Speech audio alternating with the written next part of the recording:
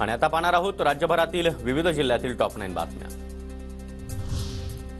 मुंबई गुन्हे शाखेच्या कारवाईमध्ये 246 कोटींचं एमडी ड्रग्ज जप्त। सांगलीतील कवठे महाकाळ तालुक्यामध्ये मुंबई गुन्हे शाखेची मोठी कारवाई। 246 कोटींचे एमडी ड्रग्ज जप्त करत 6 आरोपींना ताब्यातही घेतलं।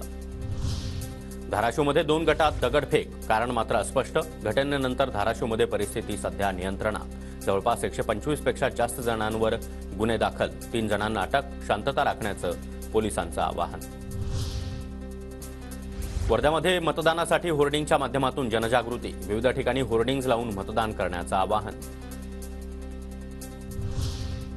भंडारा जिल्ह्यामध्ये वादळी वाऱ्यासह अवकाळी पावसाची हजेरी। पवनी परिसरामध्ये शेतीचं मोठं नुकसान, शेतकऱ्यांवर पुन्हा एकदा आर्थिक संकट।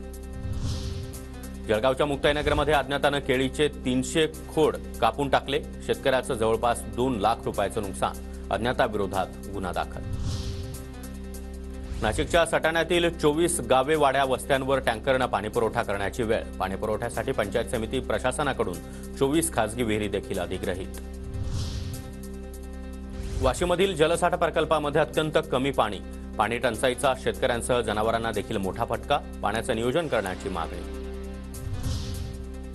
गोंदियामध्ये शेतकऱ्याच्या खात्यामधून 4,80,000 रुपये लंपास। 5 लोकांच्या नावानं 10 वेळा ट्रान्झॅक्शन।